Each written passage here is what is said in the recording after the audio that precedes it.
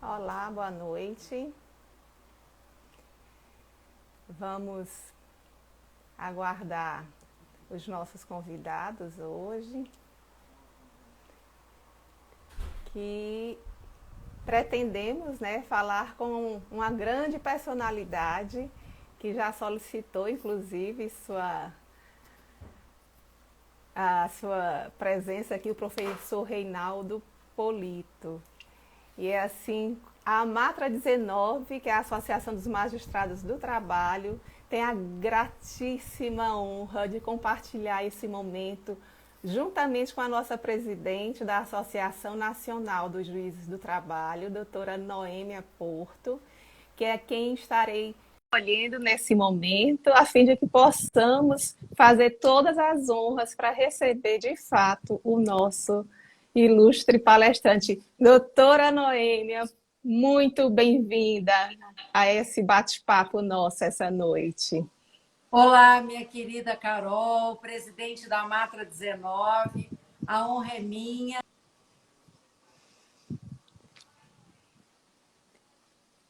Que maravilha! Então vamos sim agora, já que a doutora Noêmia está a postos, vamos então aceitar o professor Reinaldo Polito, que é conhecido assim de todos que estão aqui pela sua larga caminhada em prol da formação de oradores nesse nosso Brasilzão. O professor Reinaldo Polito, inclusive, ele já havia acenado para que nós pudéssemos admiti-lo. Porém, eu perdi aqui, professor Reinaldo Polito. Se o senhor puder... Pronto, eu achei novamente aqui o senhor.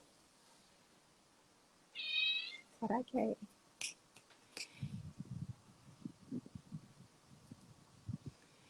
é? Vamos aguardar aqui. A amiga Noêmia deve ter tido algum probleminha de conexão, mas logo, logo estará retornando. Professor Polito!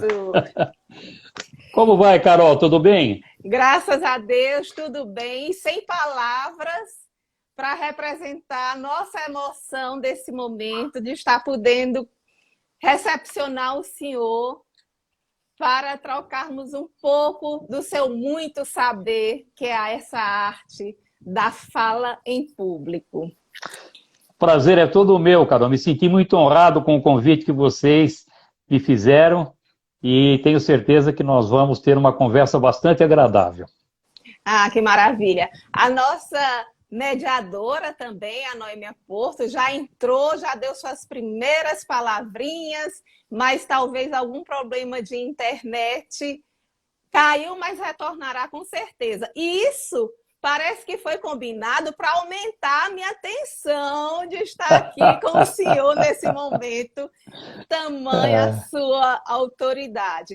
Professor, parece que o senhor já está nesse ramo formando pessoas para falarem bem em público há cerca de 45 anos. Quer dizer, é exatamente isso? Essas coisas não se contam. Não, mas eu creio assim que o senhor é a grande personalidade que faz a história do nosso país nesse quase meio século de dedicação profunda que o senhor tem, e eu acompanho isso já há algum tempo. Sei que o senhor está sempre no site do UOL com sua coluna. Sei que o senhor tem mais de 31 livros publicados, inclusive com temas extremamente atuais, que é essa nossa comunicação remota, não é? Pelas mídias sociais. E eu quero saber mais disso, viu? Que o senhor nos traga, mas seja muito bem-vindo e pode chegar chegando. Agora já são 34 livros publicados e tem mais um aí na agulha para sair, seria o 35º livro. E essa pandemia, Carol, foi muito produtiva em termos literários, porque eu escrevi 3 novos livros e reescrevi 2 livros. Um dos livros que eu reescrevi, que fala muito de perto aqueles que estão nos acompanhando, é o livro Oratória para Advogados e Estudantes de Direito. Esse livro, quando estava na 11ª reedição da primeira edição, e já tinha vendido mais de 100 mil exemplares, eu resolvi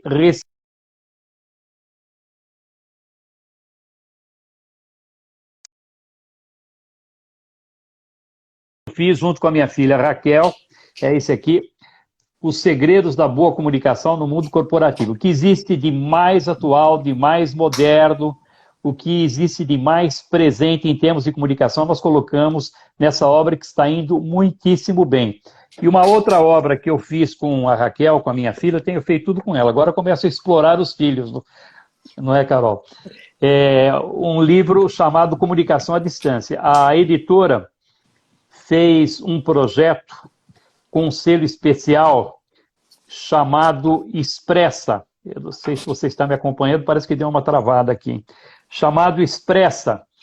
E ali estão só livros digitais. São livros curtos de 40, 70 páginas, diretos, objetivos e atendendo às necessidades mais presentes da população.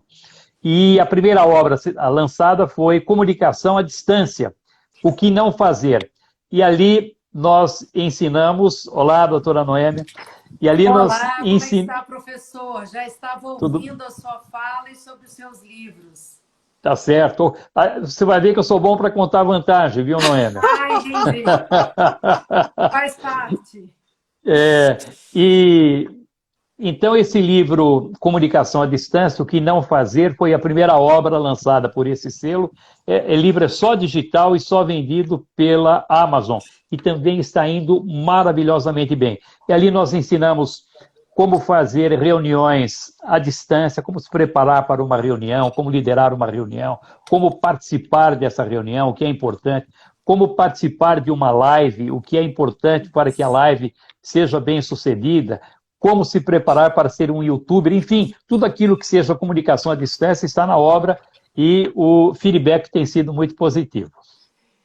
É verdade, e isso está muito atual, né? O senhor se renova sempre. São tantas décadas de experiência, né, que tudo isso permite o senhor estar sempre acompanhando o mercado de uma forma assim inenarrável. E agora eu deixo a palavra com a Noêmia, professor, porque ela é um grande modelo de uma profissional que se comunica super bem. Está aí à frente da nossa Associação Nacional e não é à toa que ela realmente tem feito aparições cada vez mais louváveis. Então, eu passo a palavra para a minha companheira, professor. O senhor comentou alguma coisa? Não comentei nada. Pronto. A Marlene que disse que o espaço estava muito alto em cima da minha cabeça, eu estou abaixando um pouquinho aqui. Eu sei Pronto. que a sua diretora, a doutora Marlene Polito, precisa ser obedecida em todos os detalhes pela grande profissional que ela é. Então, exatamente. Nosso carinho, nosso reconhecimento. E graças a ela, eu sei que o senhor tem essa produção tão intensa, né? De livros, de cursos. Sim. E antes de nós iniciarmos, ela disse, não esqueça de dar um beijo na Carol. Falei, vamos ver se surge oportunidade, não é? Doutora Noêmia, por favor. Bem, minha querida presidente Carol, renovando os meus agradecimentos pela oportunidade de participar desse evento. Professor, é uma honra, um privilégio poder dialogar com o senhor nessa oportunidade. E eu queria começar fazendo uma pergunta que, eventualmente, eu mesma recebo, que é a seguinte.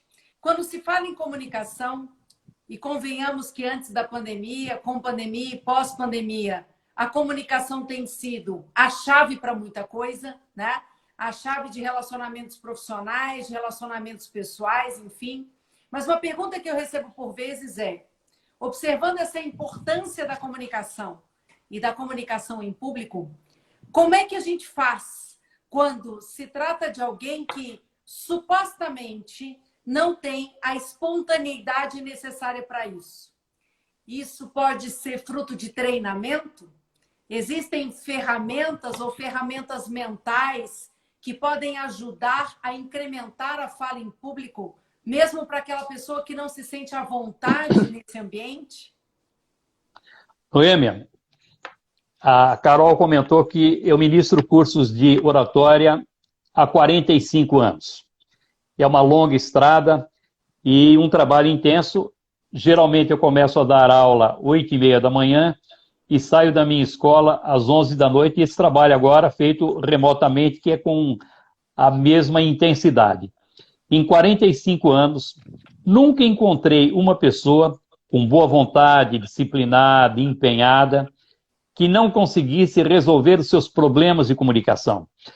É que alguns dizem assim, não, mas para ser um orador eloquente, extraordinário, arrebatador de massas, eu não estou falando nesses, eu estou falando naquele que precisa, por exemplo, participar de uma live com segurança, que precisa participar de uma reunião apresentando um projeto, apresentando uma proposta, que precisa oferecer um produto, que precisa fazer uma sustentação oral.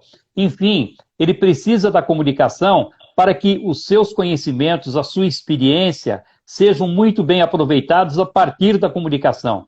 Nessas circunstâncias, qualquer pessoa empenhada com boa vontade vai conseguir superar as suas dificuldades e se tornar um comunicador de muito boa qualidade. Eu garanto isso. Eu acredito na mesma coisa, professor. Acredito mesmo.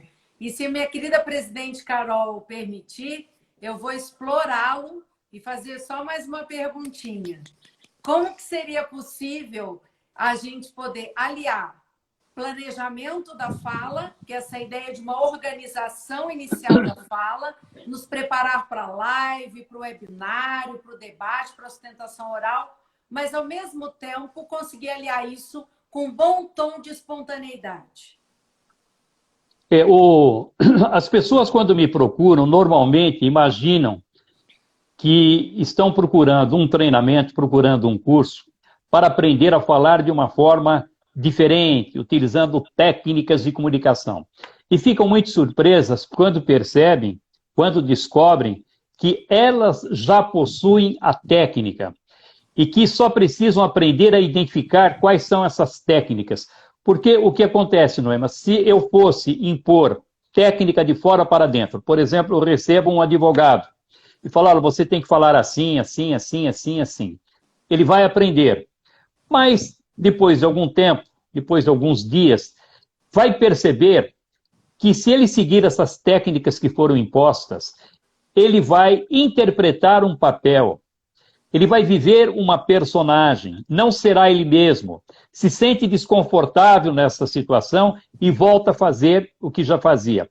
O que eu procuro fazer no treinamento é verificar quais são as características que essas pessoas têm, qual o seu estilo, e aproveitar essa própria característica, esse próprio estilo, para que cada um possa desenvolver a sua própria técnica de comunicação. Ele aprende, desenvolve, cresce, não esquece mais, e aí não fica preocupado em, por exemplo, fazer um planejamento de uma apresentação com começo, meio e fim, e ao mesmo tempo se preocupar com a técnica, porque a técnica dele, ele não tem que ficar preocupado se ele está gesticulando ou não, se ele está alternando o volume da voz, a velocidade da fala para imprimir um bom ritmo, se ele está fazendo bem a pausa ou não, tudo isso aparece naturalmente de uma forma muito espontânea. E ele vai desenvolver a própria técnica com naturalidade e a partir daí passar muito mais credibilidade com a sua comunicação. Aí nós fechamos a estética, que são essas questões de voz, vocabulário, expressão corporal, e mais o conteúdo da fala muito bem planejado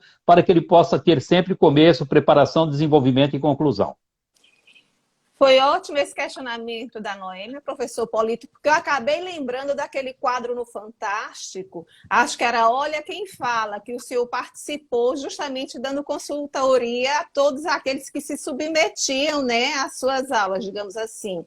Se hoje o Fantástico retornasse com esse quadro, obviamente a configuração seria totalmente diferenciada justamente por conta da nossa indústria 4.0. A Justiça, por exemplo, há um ano está trabalhando virtualmente. Então, as audiências, os interrogatórios, as sustentações orais, tudo é através de um visor. Então, hoje, num possível quadro do Fantástico, olha quem fala. Como era que o senhor iria tratar todos aqueles que estariam sujeitos às suas observações? O que é que muda na apresentação física da apresentação virtual? Pois não. Sem dúvida que existe uma diferença grande entre apresentações presenciais e apresentações à distância. Por exemplo, aquele que pretende ministrar um treinamento, fazer uma reunião à distância, da mesma forma como se estivesse numa apresentação presencial, ele vai fracassar, porque à distância é preciso ter muito mais interação. O tempo de apresentação não pode ser o mesmo. Se você ministra um treinamento de 2, 3 horas, você tem que fazer isso em 1h30 no máximo, porque as pessoas ficam muito cansadas nessa apresentação online. As pessoas ficam esgotadas. Por quê? Porque elas, o tempo todo, percebem que estão sendo observadas por outras pessoas. O tempo todo, ela fica observando a própria imagem. E aí dá uma acertada no cabelo, uma acertada na gola. E isso é muito estressante. E depois as pessoas vão fazendo reuniões uma atrás da outra, uma atrás da outra. Alguns executivos, por exemplo, Carol e Noêmia, eles chegam a fazer 12, 13, 14 reuniões num dia só. É muito estressante. Então é preciso diminuir o tempo de apresentações, é preciso ter mais intervalos, é preciso ter mais interações. Essa foi a grande mudança que existiu nas apresentações presenciais e nas apresentações à distância. E aquele quadro do Fantástico, foram lá 4 episódios, aquilo foi um grande desafio, porque eles mandaram para mim 3 dos piores que vocês possam imaginar. Uma moça que era a Luzia, quando ela fez a primeira apresentação, ela chorou diante da plateia, não conseguia nem dizer o próprio nome. Tinha lá o João, que era tão nervoso que ele ficava suando o tempo todo. E um rapaz maravilhoso, um budista, que gaguejava muito na hora em que precisava falar. Aí fui dando o treinamento para eles e a Globo foi mostrando esse treinamento e mostrando a evolução de cada um deles. E lógico que eles foram crescendo, crescendo, até que no último episódio, cada um teve a incumbência de fazer uma apresentação diante de uma grande plateia. Um abriu o show do Wesley Safadão, o outro do Vitor Ilhéu, o outro do Zezé Camargo e Luciano. Então, milhares de pessoas e deram um espetáculo, foi um show, foi muito emocionante aquilo.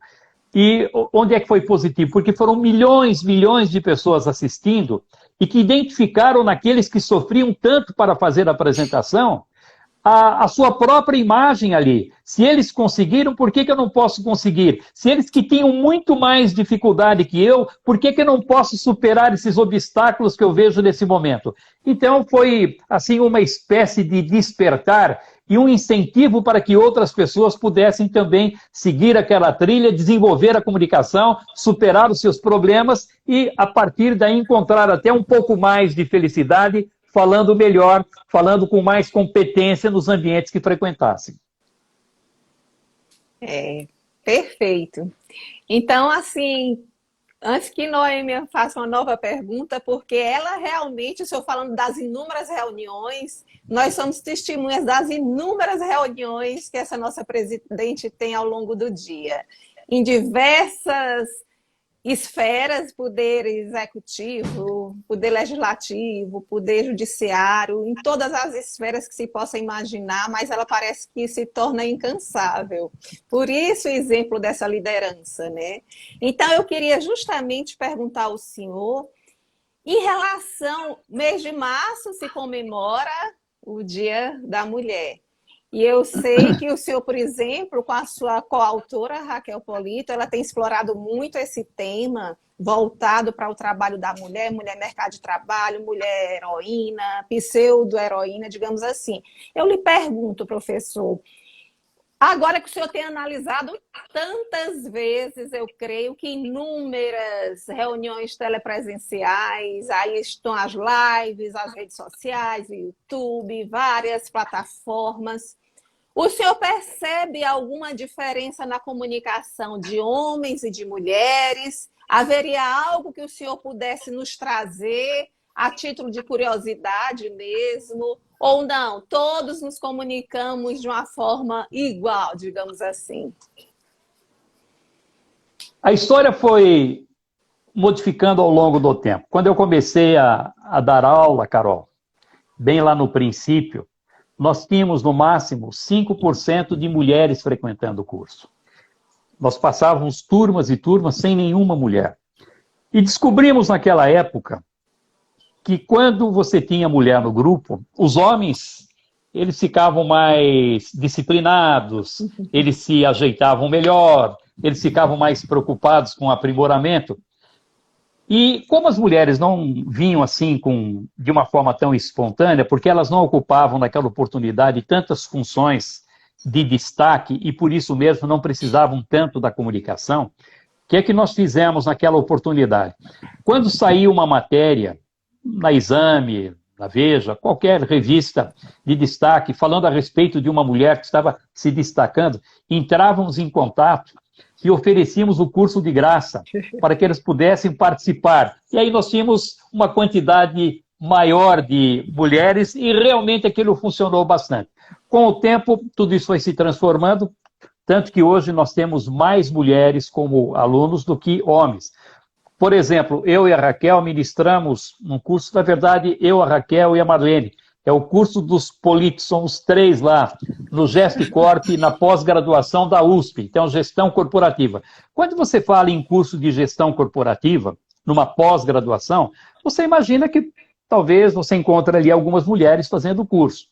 Mas é uma surpresa, são 30 alunos e tem sido assim, 29 mulheres e um homem. 28 mulheres e 2 homens. Então, assim, uma esmagadora maioria com a presença das mulheres. E, lógico que você vai ensinando e vai aprendendo ao mesmo tempo. Além disso, a Raquel, como você disse, a Raquel Político, é minha filha, coautora de 5 livros comigo até aqui, e que está ministrando cursos comigo há 25 anos, a Raquel está coordenando uma série de livros para a editora Saraiva, aquele selo que eu disse da Expressa, é um livro, é uma série chamada Mulheres Fora de Série. E o primeiro livro da série é o dela, Mais que Mulher Maravilha, Mulher Real. Então é uma série de livros feita por mulheres, só para mulheres. Então ela já tem aí 10 autoras, uma melhor que a outra, especialistas nos seus temas, falando a respeito das mulheres. Então eu aprendi muito com essa pesquisa da Raquel também. Por exemplo, o que é que ela tem ensinado nos livros dela, no livro dela? Que a mulher é mais emotiva, a mulher é mais emocional, a mulher explica muito mais as informações. A mulher, para explicar um determinado fato, ela vai colocando mais emoção e dando mais voltas, enquanto que o homem é muito mais objetivo e muito mais direto. Por que é importante ter esse tipo de informação? Por que é importante ter esse tipo de conhecimento? Porque quando um homem vai falar para um grupo predominantemente feminino, ele precisa saber que a característica é essa e que ele não pode ser tão objetivo, ele precisa explanar um pouco mais, ser um pouco mais emocional nas informações que vai transmitir. Quando a mulher vai falar para um público predominantemente masculino, ela tem que usar um pouco mais de objetividade, ser um pouco mais direta e um pouco mais racional. Veja, não é para perder as suas características, não é para se violentar, mas para ter um pouco mais de cuidado, de tal forma que a sua mensagem possa ser recebida sem resistências pelo público que está à frente. Então são essas características básicas que diferenciam a comunicação do homem a comunicação da mulher. O que ela fala muito também é que, num primeiro momento, as mulheres chegaram ao mercado de trabalho meio agressivas, falando alto, colocando o dedo em riste no nariz do homem porque queriam se impor. Mas, com o tempo, elas foram percebendo que esse tipo de atitude não dava resultado, que elas poderiam permanecer com as suas características, um pouco mais de docilidade, um pouco mais de emoção, continuar dessa forma e ter os mesmos ou até melhores resultados. Então você vê hoje mulheres ocupando funções importantíssimas no mercado de trabalho, mas sem se violentar, sem perder essas características que são próprias das mulheres.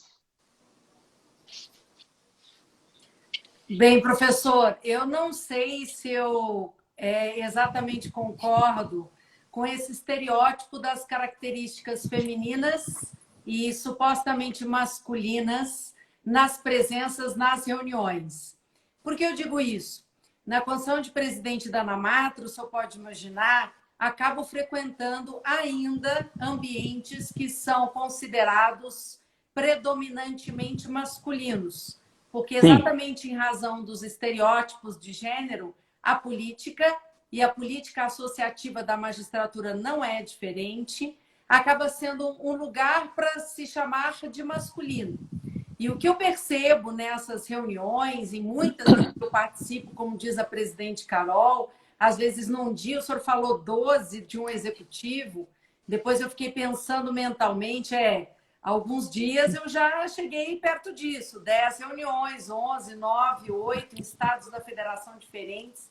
Mas o que eu noto nesses momentos, professor, é que essa ideia de racionalidade, ela precisa ser problematizada.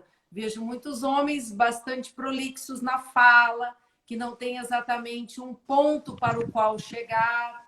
A ideia do que seria a sensibilidade feminina, ou supostamente feminina, por vezes é uma falta de alteridade que está presente tanto na narrativa feminina quanto masculina. De maneira que o senhor me deixou muito curiosa mesmo quanto à produção que virá dessa obra, né?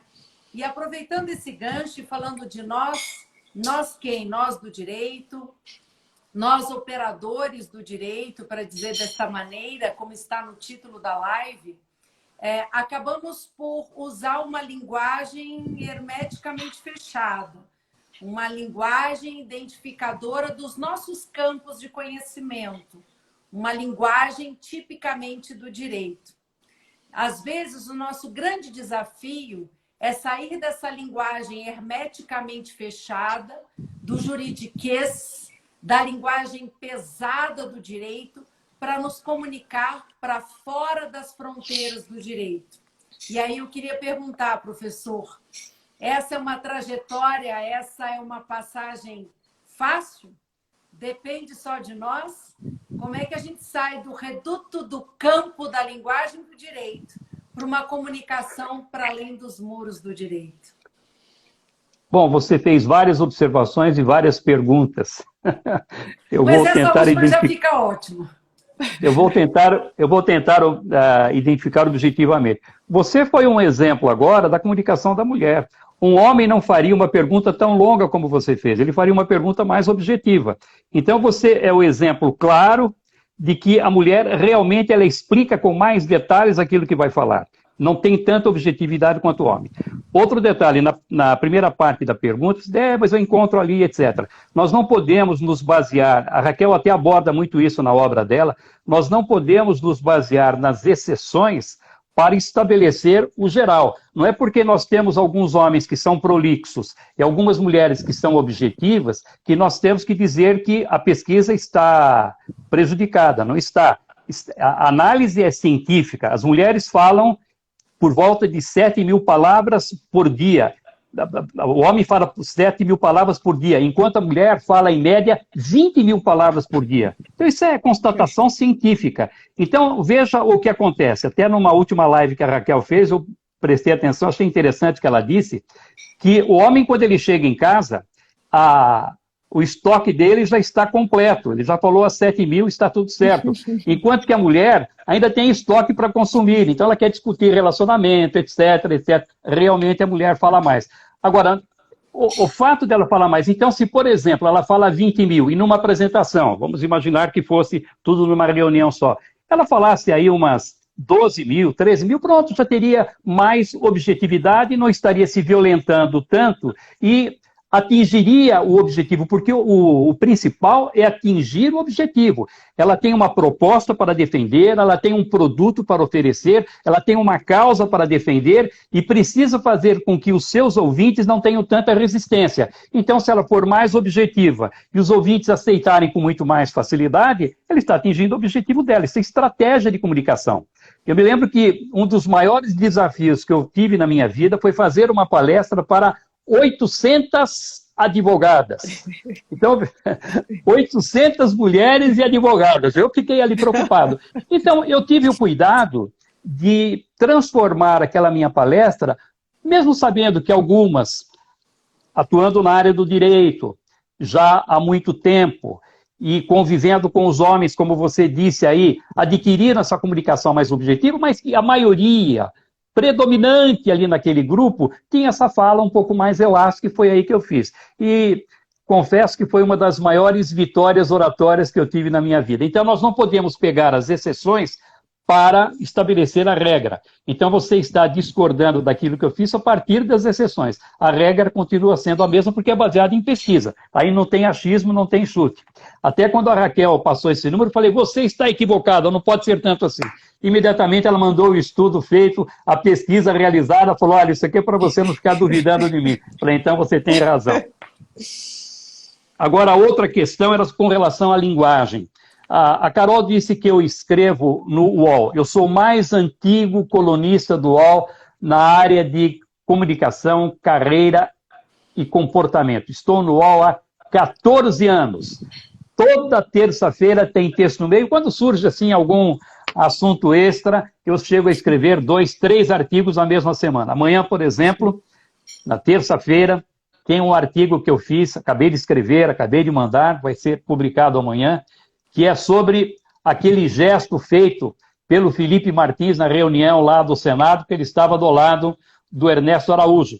Então, eu vou comentando sobre as diferenças culturais da gesticulação, o que acontece num país, o que acontece no outro, o que acontece com culturas diferentes, e como nós não podemos, às vezes, interpretar determinado gesto como sendo uma linguagem completa, porque o gesto ele precisa ser observado sempre dentro de um contexto de outros gestos. Assim como uma palavra não pode ser identificada isoladamente, ela precisa ser observada a partir de um contexto, de uma circunstância.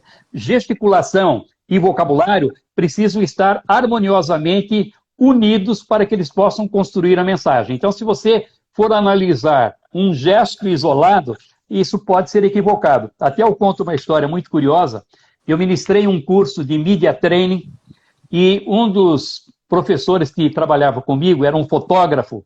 Ele contou um caso muito interessante. Quando a Margaret Thatcher veio aqui para o Brasil, em 1994, ela, antes de começar a apresentação, pediu para que os fotógrafos entrassem lá na sala. Falou, tirem fotografia à vontade, quero que vocês fotografiem. E eles ficaram felizes, tira aqui, imagina, eles podendo escolher o ângulo da maneira certa, sobe na cadeira, fica atrás na mesa, ficaram felizes.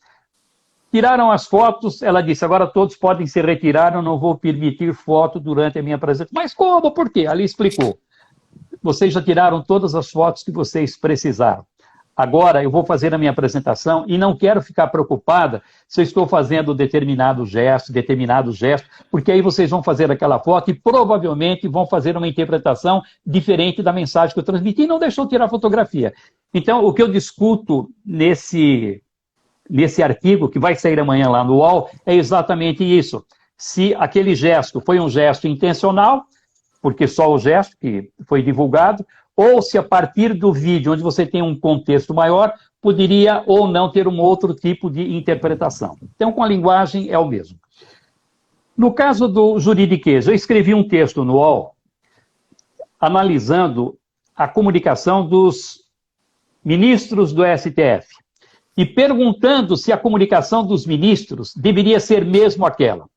Então, na época, você tinha lá o Celso de Mello, por exemplo, que era verborrágico, né? E falava, pegava lá um exemplo de homem que fala como mulher.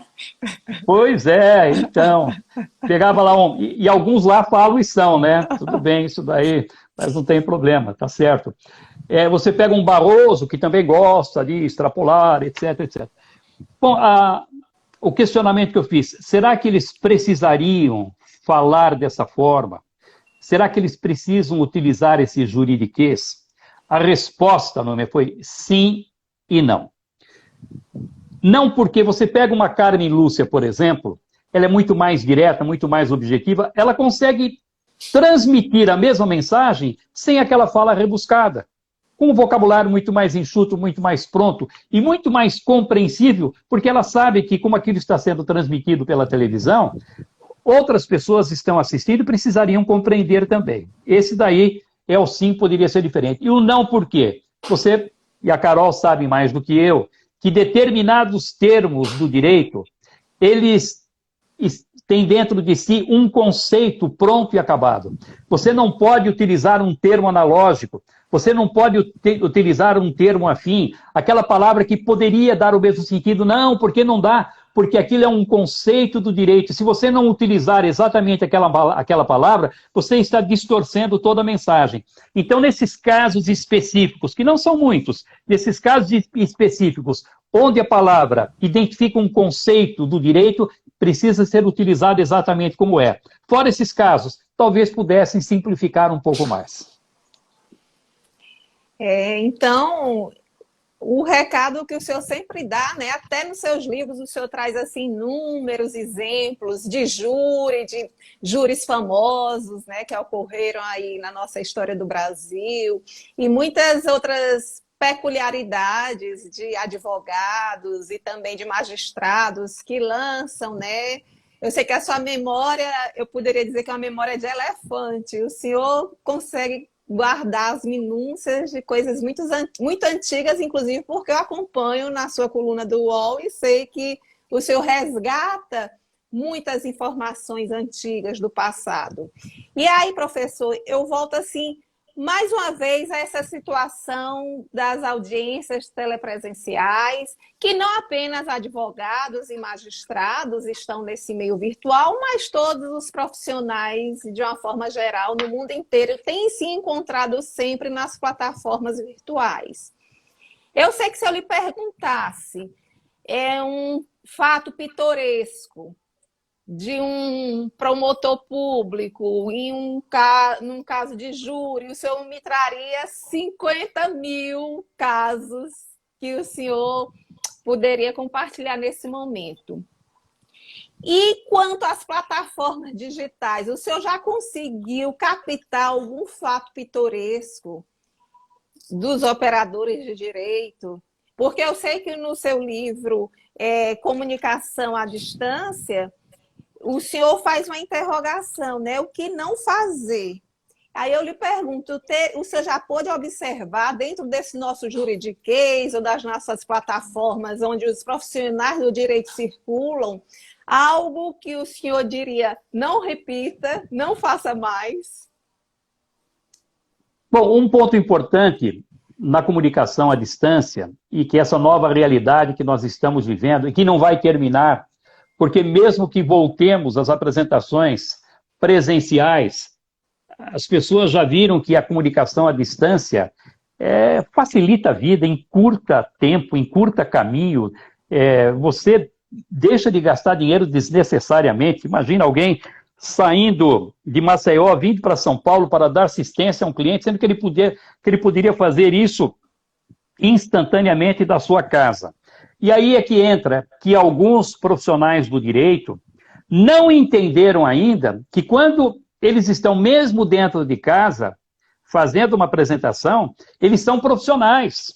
Então é preciso tomar cuidado, por exemplo, com aquilo que ele tem atrás dele. Você vê gente passando em outros trajes, você vê criança gritando o tempo todo. Enfim, ele não escolheu um local apropriado para que a sua apresentação continuasse dentro do profissionalismo que ele deveria ter. Isso pode prejudicar a apresentação. É um pouquinho de cuidado. Ter um pouco mais de cuidado com a iluminação que ele vai utilizar. Não pode ser aquela lamparina onde ninguém vê absolutamente nada. Ou então coloca uma luz muito forte atrás e aqui fica tudo escuro. Então são pequenos cuidados que nós precisamos ter, onde não se gasta dinheiro, é só um pouquinho de disciplina para que a apresentação tenha bastante qualidade.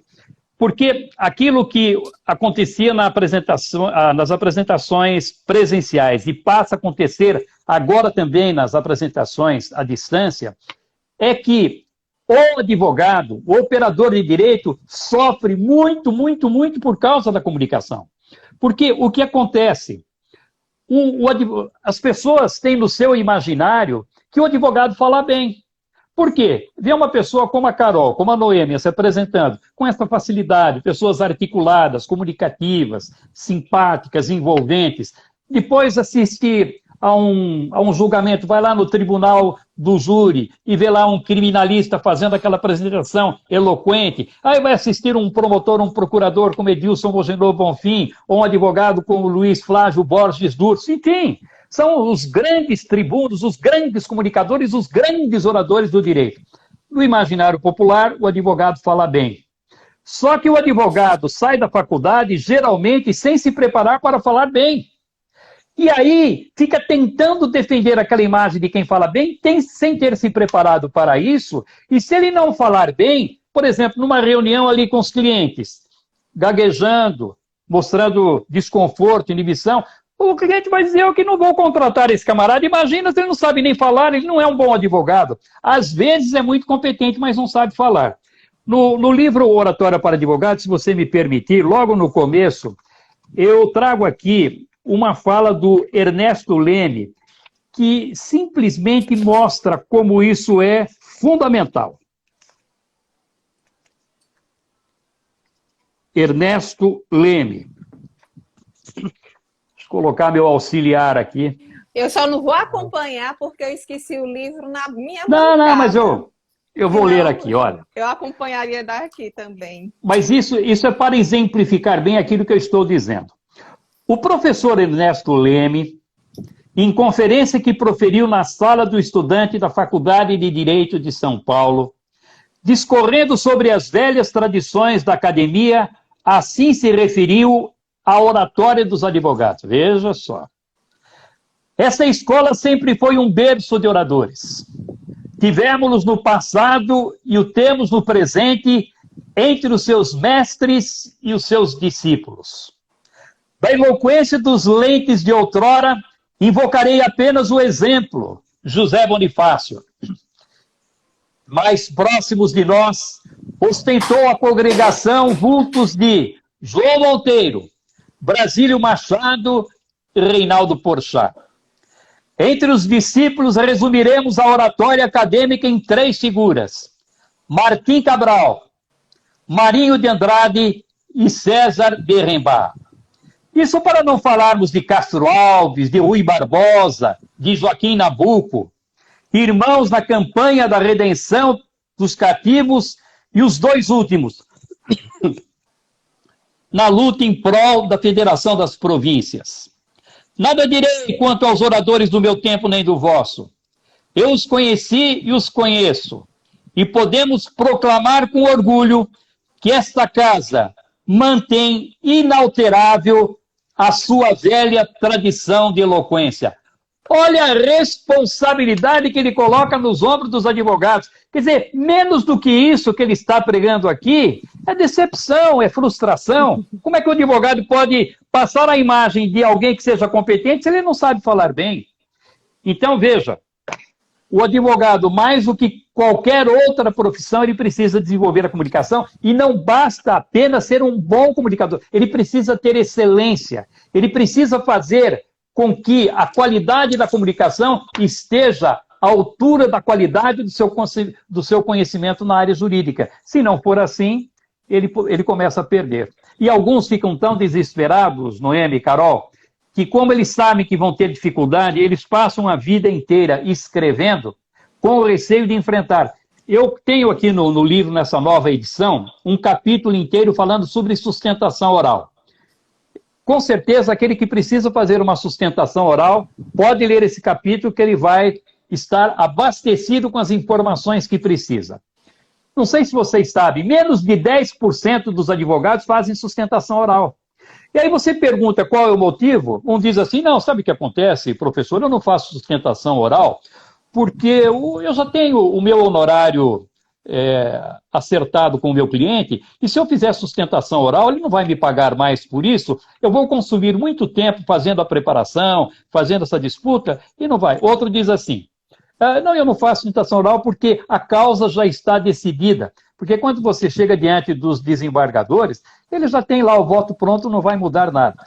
Mas o verdadeiro motivo, aquilo que inibe, aquilo que impede a maioria de fazer uma sustentação oral, eles não confessam, que é o medo de falar em público. As pessoas ficam arrumando desculpas, deixam de aproveitar grandes oportunidades. Carol, você como juíza sabe quantas vezes um advogado conseguiu mudar um voto que estava pronto a partir de uma sustentação oral, identificando um ponto ali que o desembargador não tinha visto, ou dando ênfase a um determinado ponto que passou despercebido naquele momento, ou com tantos afazeres dos desembargadores, passaram por cima daquele processo e não viram com detalhes o que era importante, e no momento de fazer a sustentação oral, ele muda a opinião dos julgadores. Mas para isso é preciso que ele esteja bem preparado com a sua comunicação. Porque se chegar diante do desembargador, por exemplo, lendo aquilo que vai dizer, quantos desembargadores falaram para os advogados?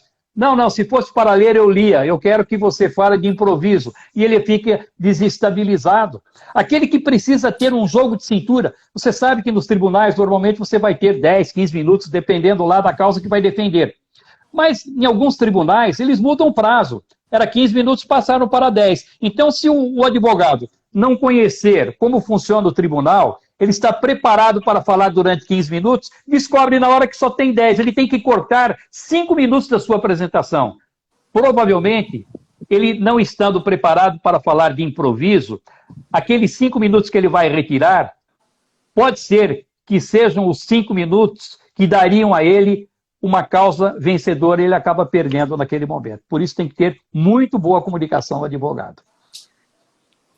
Então, professor, nós do campo trabalhista, pensando antes dos tribunais, antes de termos desembargadores, antes da fase recursal, as advogadas trabalhistas e os advogados trabalhistas encaram um processo extremamente oral, porque na primeira instância, no primeiro grau de jurisdição, nós fazemos muitas audiências. E o advogado, eu diria, mal comparando aí o exemplo que o senhor deu entre a ministra Carmen Lúcia e o ministro Celso de Mello, eu diria que o maior êxito está no estilo da ministra Carmen Lúcia na primeira instância, porque, por vezes, a maior dificuldade é a da identificação clara da tese que o advogado pretende defender já na audiência de instrução. Então, às vezes, não é uma questão de eloquência, mas de clareza da tese fática que ele tem que defender, ou ela tem que defender, considerando que a imensa maioria é de advogadas trabalhistas. E aí, professor, como é que a gente faz? Esse é o primeiro conselho que eu dou no capítulo sobre sustentação oral. Porque se você não identifica claramente qual é a tese que você vai defender, você fica dando voltas. Se você não tem consciência daquilo que você quer, como é que você pode pretender que o juiz tenha consciência disso? O juiz está ali para ouvir. Quando você identifica, fala, o objetivo é esse, a proposta é essa, o que eu desejo é isso. Aí ele vai rapidamente explicar quais foram os problemas, a solução que ele está apresentando ali para que a justiça seja feita e fazer um encerramento. Em pouquíssimo tempo ele consegue isso, com começo, preparação, desenvolvimento e conclusão. Então você tem toda a razão, a clareza, mas para isso, veja só, já acreditaram essa frase a tantos que eu nem quero dizer, já dizem que foi de Vieira, depois que outro, mas que dizem, a maioria diz que Vieira, depois de um sermão muito longo, ele diz, vocês me desculpem, eu não tive tempo de ser breve. Porque se ele tivesse tido tempo, ele iria se preparar de tal forma que ele poderia falar em menos tempo. Então, o advogado que se prepara, ele vai tirando aquela gordura, ele vai tirando aquela fala mais prolixa, ele vai eliminando aquilo que não é interessante e vai se atendo apenas às informações que sejam objetivas para que a sua defesa seja clara, para que ela seja sintética, para que ela seja concisa. E o juiz, ouvindo essa concisão, percebendo que ele está falando com naturalidade, que é uma verdade que sai de dentro, defendendo princípios do direito, evidentemente que ele vai ter muito mais chance de vencer. O senhor não acha que, às vezes, ser prolixo acaba sendo uma estratégia? Depende muito da causa que ele vai defender. Por exemplo, quem vai prestar exames para concurso público. Vamos imaginar que ele conhece 80% da matéria só. Alguém faz uma pergunta que ele conhece muito bem. Ele vai falando a respeito daquela pergunta. Aí ele elimina outras questões que poderiam ser levantadas. Aí vem uma outra questão que ele conhece muito bem. Então, em vez de receber 15 questões daqueles que vão julgar, ele recebe 8, recebe 10, para falar de algo que ele conhece com muito mais profundidade. É uma forma de evitar. Agora, se ele começa a repetir as informações e o juiz percebe que ele está repetindo, que ele está explicando aquilo que ele já entendeu, é chamar o juiz de burrinho. Ele vai falar, escuta, eu já entendi, o que mais que você tem para falar aqui? O segredo está em você repetir informações utilizando palavras diferentes, abordando ângulos diferentes. Então você passa a mensagem, depois você repete aquela informação utilizando outros vocábulos. Em seguida, você vai utilizar outros termos. Aí você faz uma abordagem distinta daquela que você fez inicialmente. Por exemplo, agora eu falei 4 vezes a mesma coisa, apenas utilizando palavras diferentes. Dá a impressão de que eu estou me valendo de informações novas, quando, na realidade, é a mesma informação, apenas as palavras são diferentes, dando a impressão de que você está querendo dar ênfase àquela informação que é tão importante. Professor, eu vou agora ativar os comentários, porque pode ser... Eu desativei para que pudéssemos ter uma melhor visão de vocês, tanto do senhor quanto da Noêmia. Mas agora nós já estamos nos aproximando dos nossos 60 minutos de bate-papo, que passaram rapidíssimo. E eu acabei aqui para ver se alguém que está aí nos ouvindo gostaria de fazer algum comentário, algum questionamento. Então, teremos esses minutinhos mais para essa interação com o público, não é? Pergunta fácil, por favor. E eu lhe pergunto, professor, agora, 2021, continuamos ainda isolados, né, nesse processo de pandemia, e já temos vários filósofos, já temos vários futurólogos comentando aí sobre o novo normal. Para a comunicação humana, mais especificamente sobre o medo de falar em público. Até já ouvi comentários de que, na verdade, a gente não tem medo de falar em público, a gente tem medo de falhar em público. Então, isso muda toda a nossa configuração. Mas, assim, em termos de comunicação humana para esse novo normal, o senhor arriscaria fazer algum exercício de futurologia e arriscar o que será diferente? Desde os nossos adolescentes, as nossas crianças e adolescentes que já estão convivendo cada vez mais com as plataformas, com o ensino à distância, as pessoas da terceira idade também. Então, assim, o senhor que vem ao longo de quase meio século, eu posso até dizer que eu não sei se nesses 45 anos o senhor incluiu o seu tempo com o professor Oswaldo Melantônio, né, que o senhor dava assistência a ele. Sim, porque eu comecei a dar aula no primeiro ano que estive na escola dele. Pronto, então assim, esse medo de falar em público, o senhor acha que com esse passar dos anos e sobretudo com essa imposição que a pandemia tem nos trazido, ele está mudando, ele vai mudar, ele vai diminuir, ele vai permanecer? Carol, quando eu vejo esses futurólogos falando, eu vou a um ano, quando as primeiras profecias foram feitas, e muitas delas pelos mesmos que estão pregando aquilo que vai acontecer. Ninguém sabe absolutamente nada. Ninguém sabe nada, é tudo chute. Então, por meia dúzia de informações que estão à sua volta, mas sem considerar aquilo que vem a seguir. Porque a vida não é uma linha reta. Você tem vários fatores, são várias informações que vão se sucedendo e que vão construindo o futuro. Então, aquele que faz um prognóstico, normalmente ele vai nessa linha reta. E quando chega lá na frente, quebra a cara, porque, evidentemente, que as coisas mudaram. Então, quem fez previsões há um ano, errou. Quem fez previsões há 6 meses, errou. A única previsão que nós precisamos fazer é que, cada vez mais, nós precisamos estar preparados. Tem que ter conhecimento, tem que ter habilidade, tem que ter competência. Aquele que tem competência, que tem habilidade, ele consegue contornar os problemas que vão surgindo, a capacidade que ele tem de se adaptar.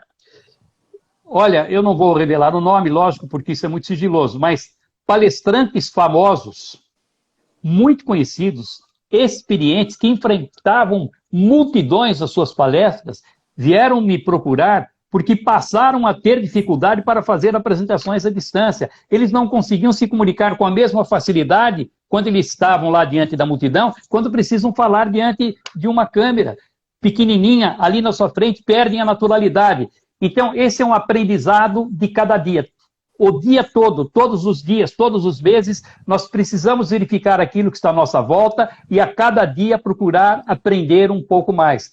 Precisamos nos aperfeiçoar cada vez mais. Por exemplo, hoje eu estou aqui com o domínio da comunicação à distância, ministrando cursos, fazendo palestras, alunos particulares. Então, fazendo isso com muita tranquilidade, com a mesma segurança como eu fazia quando trabalhava presencialmente. Mas para chegar a essa excelência, se é que nós podemos dizer assim, eu fiquei 40, 60, 80 horas com a Raquel, treinando, discutindo, para verificar que tipo de adaptação nós precisaríamos fazer para que a comunicação tivesse eficiência. Então, o conselho é esse, tem que se preparar todos os dias, sobre todos os temas, em todas as habilidades, para que você não seja apanhado desprevenido. Então, o senhor acabou respondendo uma pergunta que a Delmo deixou. A naturalidade deverá ser a grande qualidade para a comunicação desse novo normal? Eu acredito que o senhor já tocou nesse assunto. Sempre. Aquele que consegue, diante de uma câmera, um celular ou com um laptop, aquele que consegue falar como se estivesse conversando com 3 ou 4 amigos queridos na sala de visitas da sua casa, falando com um pouco mais de envolvimento, porque vai falar com mais pessoas. Ele conjuga essa naturalidade com a emoção, ele tem a conjugação perfeita para se sair bem com a comunicação. Que maravilha, então. E agora, professor, muitas pessoas estão dando feedback, inclusive aqui um admirador seu dizendo que está lendo 2 livros ao mesmo tempo. Inclusive aquele que eu sou apaixonada, voltada para os religiosos, né? Ele está Oratória para líderes religiosos. Olha, eu vou dar uma dica. Oratória para líderes religiosos. Esse livro na Amazon está por volta de R$10.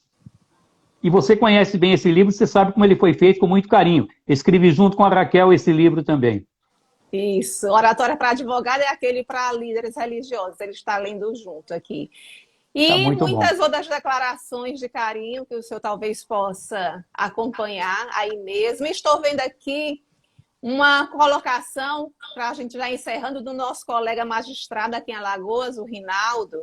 Ele pergunta: já que é o tema em conexão com a comunicação na internet, como lidar com os hackers? Ou seja, aquelas pessoas que se dedicam apenas a criticar nas redes sociais. Uma pergunta muito boa, e eu sei que o professor tem amplo domínio sobre esse assunto, como mestre em comunicação.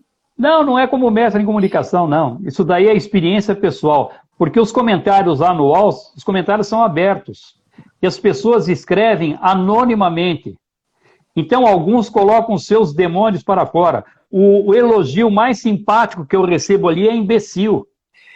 Então, esses estagiários do UOL, esses não sabem nada. Porque, por exemplo, eu sou professor no curso de pós-graduação em marketing político na ECA USP há 20 anos. Ora, para dar aula no curso de pós-graduação em marketing político, lá na ECA, na USP, eu devo ter alguma autoridade para falar. Mas se eu menciono o nome de algum político, por que você não fica dando aula de oratória e não fica se metendo onde você não tem competência? Então, estou acostumado. Aqui vai uma sugestão. não responda.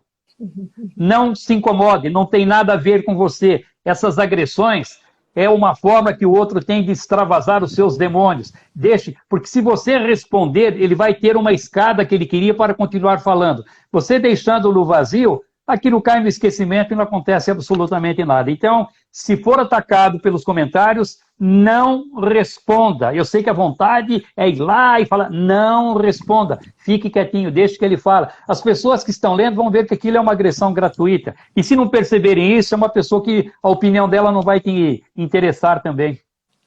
Maravilha. Acho que essa foi a pergunta que veio realmente coroar, que está aí tão no dia a dia de todos nós, inclusive Padre Fábio de Mello, né? Parece que postaram ontem algo que ele foi vítima também quando faz por conta da passagem da sua mãe. Mas, professor, eu deixo a palavra com a nossa amiga Noêmia, mas aqui eu já fico extremamente agradecida por mais uma aula que o senhor nos traz, e assim, de uma forma tão atualizada, né, que vem colaborar com todos nós nesse momento atual, não apenas os operadores do direito, mas os profissionais e aquelas pessoas que estão precisando ingressar no mercado de trabalho. A nossa profunda gratidão a todos os seguidores da Amatra, a todos que estão aqui também pela Amatra, os seus seguidores, e para finalizar, uma saudação profunda agora que estamos concluindo o mês de março, por conta do destaque ao Dia da Mulher, para a dona Lúcia Polito, que sua genitora, o senhor tem muito a agradecer, a doutora Marlene Polito, sua grande diretora de vida e de profissão e de carreira, e a Raquel Polito como sua coautora e alguém que está realmente contribuindo muito nesse universo acadêmico. Doutora Noêmia, com você. Obrigado. Bem, minha querida, me despeço de você, presidente da Matra 19, da mesma forma do professor, foi um prazer encontrá-lo aqui. E já que houve referência ao mês de março, minha querida Carol, o meu desejo sincero é de que mais mulheres possam ser citadas pela sua eloquência, trazidas como exemplo de fala e líderes dos seus segmentos. Eu gostei muito dessa live, especialmente porque eu tenho certeza que a comunicação, para além de uma habilidade, ela é sentimento. Quanto mais nós nos comunicamos com alteridade e sentimento, mais a gente chega ao resultado que a gente pretendia. Dentro de um processo, fora de um processo, isso não interessa. Comunicação é viver com o outro, é se relacionar com o outro. Então, eu agradeço a oportunidade, deixo aqui esse registro e eu tenho certeza que o professor ainda vai citar muitos exemplos de mulheres falantes. Bom, eu tenho lugar de fala, viu, Noêmia? Porque eu tenho 4 filhos, 3 filhas e um filho e 4 netas. A minha mãe e minha mulher que moram comigo. Estou rodeado de mulheres. Então, quando fala, você não tem lugar de fala? Tenho sim, como é que não? Estou aí no meio delas, sei mais de mulher do que elas mesmas. Olha, foi um prazer enorme essa conversa com vocês. 2 mulheres inteligentes, comunicativas, bonitas, simpáticas, envolventes. E é uma delícia conversar com pessoas que têm essa competência, essa luz, essa presença de espírito, esse raciocínio rápido. Então, tudo isso faz com que nós nos animemos para falar a respeito de qualquer tipo de tema. Todas as vezes que vocês me convidarem, estarei pronto, estarei presente e com muito prazer. Foi uma grande alegria participar com vocês dessa conversa. Muito obrigado. Gratidão a todos. E o YouTube permanecerá, depois dessa live estará salva no Instagram e no YouTube. Esperamos contar com todos vocês sempre às segundas-feiras, às 20 horas, no Instagram da Amatra 19, porque temos aqueles seguidores cativos. Estou vendo aí Lauro de Campos, que sempre está nos acompanhando, doutora Ângela Santana, também sempre está nos seguindo lá do Rio de Janeiro, doutora Gabriela Esteves, Christian Conce já deu um alô aí com a Rochelle e professor Polito. Então, abração assim, neles. Pronto, então recebam o nosso abraço carinhoso e o desejo de uma feliz Páscoa para todos, para todo o nosso Brasil, com um consolo necessário para todos aqueles que estão precisando realmente do reforço da fé nesse enfrentamento aí da pandemia. Gratidão Tchau. a todos. Obrigado. Tchau, tchau. Até.